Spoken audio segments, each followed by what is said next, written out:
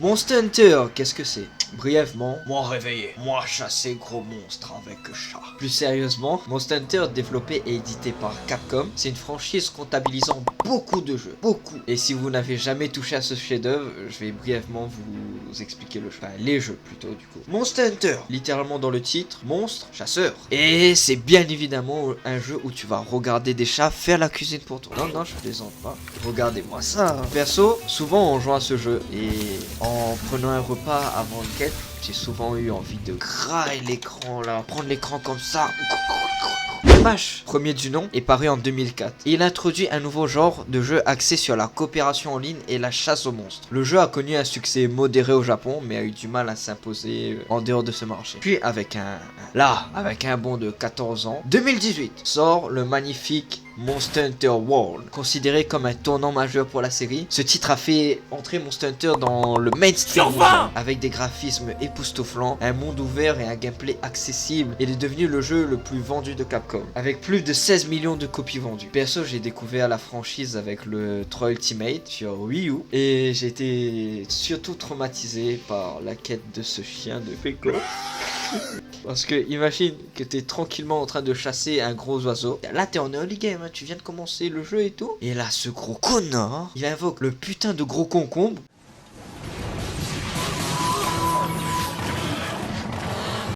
With this treasure, I summon.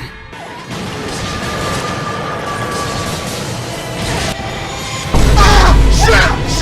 Shit! Fuck me! Oh! Shit! What the fuck? Ce jeu a fait plusieurs apparitions dans d'autres titres comme dans Smash Bros avec le El Famoso Ratalos, dans Marvel vs Capcom où tu pouvais jouer un chasseur littéralement, et dedans un Metal Gear Solid, je sais plus lequel exactement. Quand on parle de Monster Hunter, c'est principalement des monstres de taille et d'espèces diverses et variées, de leur design, de leur difficulté, et on va en parler des monstres. Mais les gens oublient trop souvent que ce jeu ce n'est pas que ça, c'est aussi des environnements, des paysages magnifiques qui participent à l'immersion dans cet incroyable univers, des musiques magnifiques qui vous plongent dans l'ambiance, et justement cette ambiance si particulière et attirante qui vous pousse toujours à relancer le jeu. Bienvenue sur Blipster Studio, et aujourd'hui on va parler de l'expérience Monster Hunter.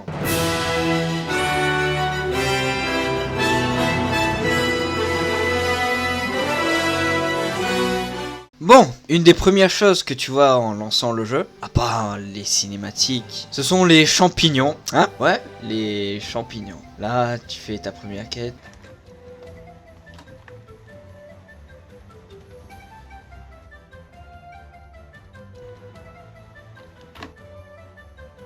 Oui, la première quête du jeu, c'est de récolter des champis pour faire des potions, car c'est nécessaire. Mais ce qui est vraiment mis en avant, c'est le paysage dans l'introduction. Tu vas, première quête, voilà, t'entres dedans. Ben, ça dépend, là, l'endroit starter, le biome de base, et là, tu contemples, j'ai waouh, oh ouais, c'est quoi ça? Monster Hunter, premier du nom, sur PlayStation 2. Les environnements étaient assez simples, ils posaient les bases de ce qui allait devenir une caractéristique emblématique de la série. Des biomes variés allant des forêts denses au désert aride. Ensuite, avec l'arrivée de Monster Hunter Freedom sur PSP, les environnements sont devenus plus détaillés malgré les limitations de la console portable. Les joueurs pouvaient maintenant explorer des montagnes enneigées et des jungles luxuriantes. Parce que la jungle, on aime ça. Monster Hunter 3 a marqué un tournant majeur avec l'introduction des nouveaux environnements sous-marins. Enfin, moi je dis replay les environnements sous-marins en question. On attend toujours, hein, Capcom.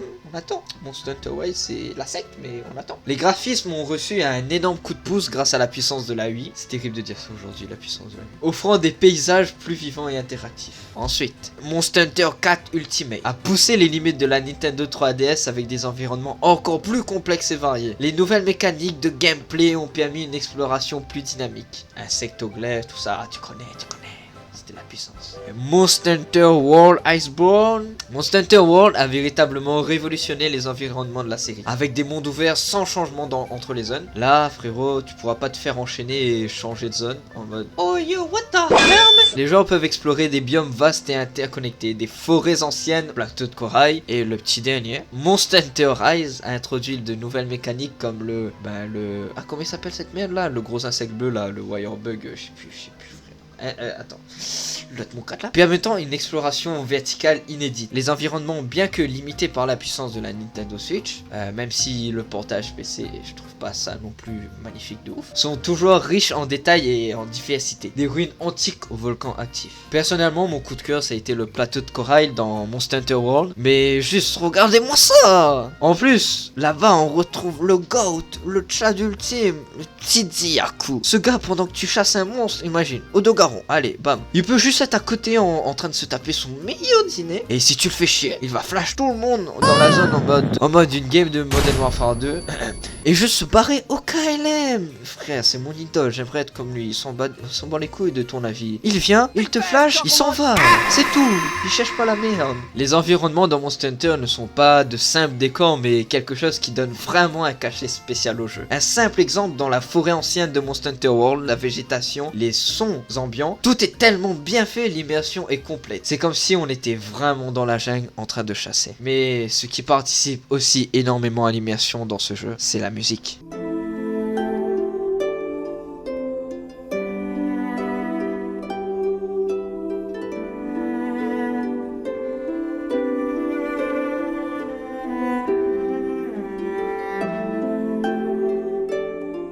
Dans ce jeu, le type de musique est très varié, passant de musique dramatique à des musiques d'ambiance et à des musiques épiques. Le nombre de musiques dans ce jeu est aberrant et elles sont toutes juste incroyables. Chaque région, chaque combat contre un monstre est accompagné de compositions musicales qui renforcent l'atmosphère et l'émotion du moment. On a par exemple le thème juste incroyable du Kidzu, écoutez-moi ça. Magnifique, on ressent le travail énorme du compositeur.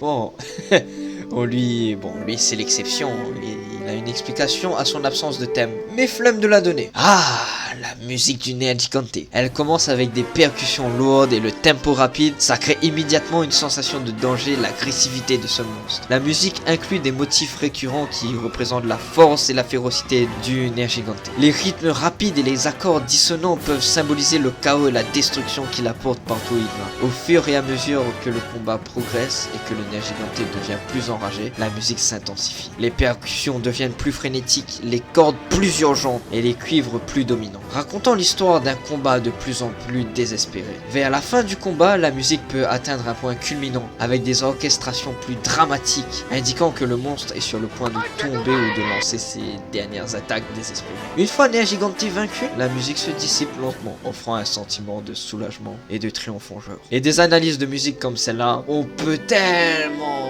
faire sur ce jeu, parce que vraiment chaque thème de chaque monstre est différent et unique. Du coup, ça veut dire la même chose. Puis oui, le Kidzu en dépression. Ah, le thème du Safi'jiiva. Oui, on continue avec du lourd. Hein. Son thème exprime tellement bien ce que tu combats. C'est pas des conneries. Tu ressens vraiment l'ampleur, une sensation d'ancienneté et de puissance ancestrale, suggérant que Safi'jiiva est une créature d'une immense importance et ancienneté. Ce qui est marrant ou terrifiant, ça dépend, c'est que dans le combat du Safi, il y a une mécanique comme quoi il peut focus un des 4 chasseurs, il peut te cibler, et pour ce chasseur ciblé justement, le thème, la musique elle change en une version plus inquiétante avec des bruits de bourdonnement infernaux. Le détail le plus effrayant est l'ajout subtil d'un battement de cœur, enfin subtil, pas vraiment subtil en vrai, d'un battement de cœur rapide en arrière-plan et de ce qui ressemble parfois à une respiration, suggérant que dans l'univers, votre chasseur est terrifiant. Alors que, il faut pas oublier qu'il a combattu des monstres capables de créer des tornades, de chasser d'autres espèces jusqu'à l'extinction et de provoquer la rupture de plaques tectoniques entières.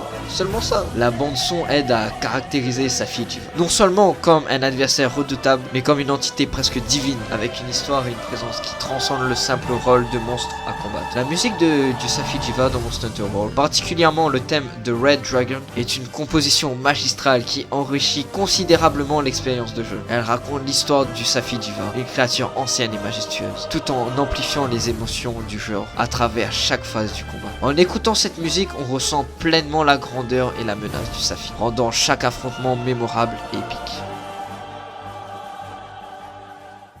Et bien sûr pour raconter l'histoire des monstres. Les devs n'utilisent pas que la musique pour raconter l'histoire du monstre dans le jeu. Il y a aussi principalement son design tout simplement. Chaque monstre a son propre comportement, ses propres attaques et son propre style. Ce qui rend chaque chasse unique et mémorable. On a par exemple El Famoso, le Grand Magala du chaos. Pourquoi parler de lui en particulier vous me demanderez. Là on a un Grand Magala. Et lui c'est le Shagoro Magala. Et qu'est-ce qui est plus cool que ces deux-là? Le Grand Magala du chaos. C'est un Grand Magala qui a raté sa transformation en Shagaru à cause d'un autre Shagaru, ce bâtard là, parce qu'il a répandu son virus Shuri avec des cellules spéciaux qui ont justement pour but de bloquer la transformation des autres Grand Magala. En gros il a dit hey yo, ici c'est mon quartier, c'est moi le boss ici. En ratant sa mue en Shagaru, c'est la mort assurée pour le Grand Magala du chaos. En tentant de muer, il a quand même acquis des traits de Shagaru. Bah c'est pas la hesse non plus. Enfin non, en fait je dis ça mais c'est à cause de ça qu'il va crever. Sur une partie de son corps, les écailles sur ses ailes et sa tête ont réussi leur mue et il gagne un œil sur cette partie. Enfin, c'était moi la gueule de l'œil frère, c'est une dinguerie. Et c'est à cause de cela qu'il est plus agressif car la pauvre bête se sent plus vulnérable. Ça me fait penser un peu à Shin Godzilla qui fait du mal aux gens mais au final il souffre. La musique Shin Godzilla, incroyable. C'est un ange déchu. Il a failli atteindre le stade d'ange en se transformant en Shagaru, mais a échoué. Le dragon noir ardent, le symbole de la destruction. Ce dragon noir entouré de mystères et de légendes qui maîtrise tous les éléments. L'Alatréon possède des écailles spéciaux. Elles sont extrêmement acérées car elles poussent à l'envers, du bas vers le haut quoi. Car ses habitats naturels, l'Alatréon, sont les volcans et les abysses. Avec les éruptions, les remontées d'air. Pour les profondeurs marines, c'est sûrement la pression qui explique ce phénomène. Et petit détail, les écailles de l'Alatréon sont appelées menthe et non écailles. Pour ça, il doit sa maîtrise des éléments à ses cornes car il s'affaiblit quand on les détruit. Logique. Mais peut-être aussi de ses écailles car il est dit qu'il détient les éléments primordiaux dans celle-ci. Encore une fois, un des autres points qui participe au charme de ce jeu, c'est son gameplay.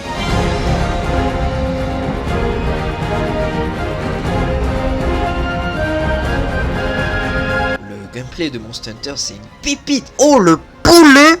C'est un peu la chose la plus importante dans ce jeu après tout. On s'y habitue vite mais surtout les anciens jeux pour les débutants c'est pas le plus simple hein, car vraiment juste unique. Il est plutôt différent selon les opus mais j'ai personnellement toujours adoré cet aspect du jeu. Bon, dans les premiers Monster Hunter c'est pas du tout le temps le fun hein. Parfois très frustrant.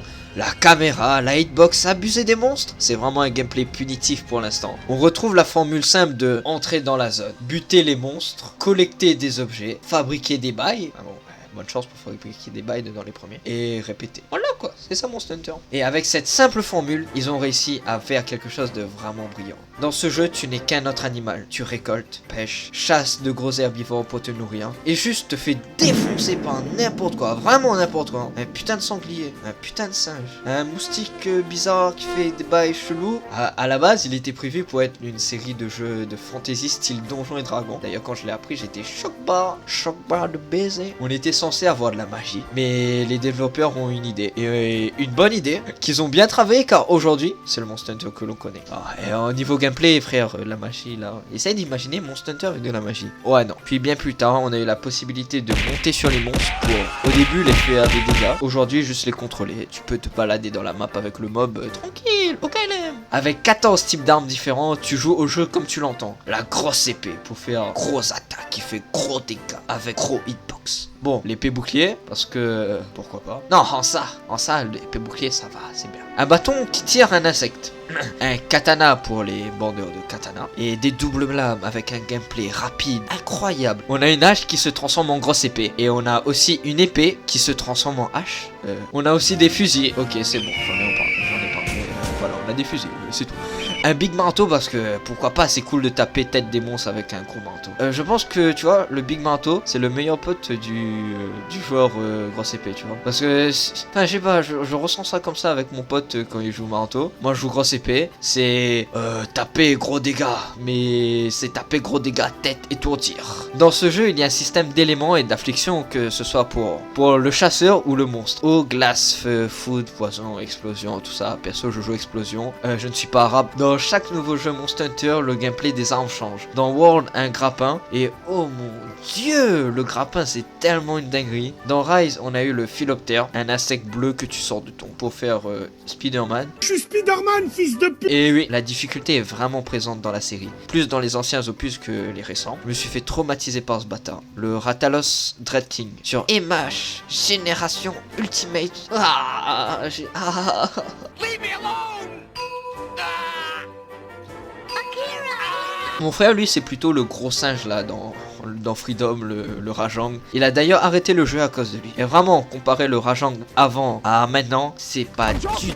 Alors là, du tout la même chose. Ah oui, en passant, une des fonctionnalités cool du jeu sont les mobs invasifs, comme le fameux le temps acclamé, le Devil Joe, aussi appelé concombre, parce qu'il ressemble à un concombre et il est vert, comme les concombres. Concombre, le Ceredios, qui pour moi est un Tchad, hein, très clairement. Mais dans World, le pire, celui qui a traumatisé les joueurs de cette génération, qui donne des PTSD seulement en entendant sa musique.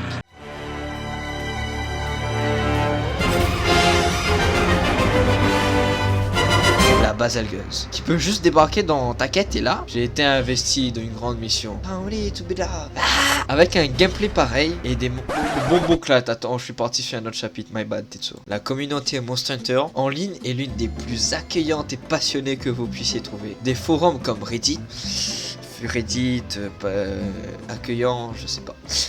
Des groupes Facebook et des serveurs Discord sont remplis de gens partageant des conseils, des astuces. Et vous pouvez toujours trouver quelqu'un prêt à vous aider à chasser ce monstre difficile. Les événements communautaires sont une grande partie de ce qui rend Monster Hunter spécial. Des rassemblements IRL aux événements en ligne, comme des tournois de chasse et des livres. Ouah, des livres total. Il y a toujours quelque chose à faire, des conventions comme Monster Hunter Festa permettant aux fans de se rencontrer, de partager leur passion et de s'amuser. Perso, j'habite à La Réunion, l'île de La Réunion, Réunion Island. Et j'étais édition Geekali 2023. Il y avait justement une petite prestation avec un gars, enfin une meuf cosplay Monster Hunter. C'était bien.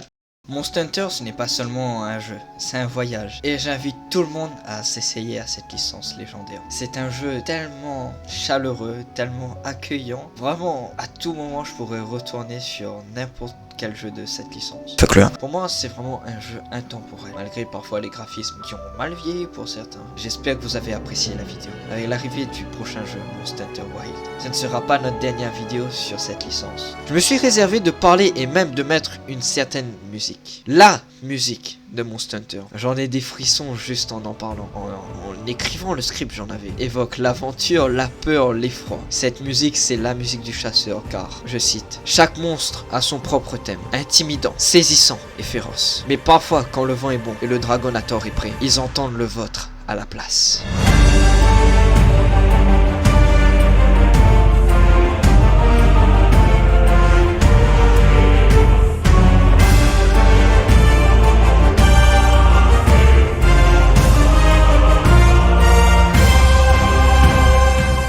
Moi je vous dis à la prochaine sur Blipster Studio pour des vidéos.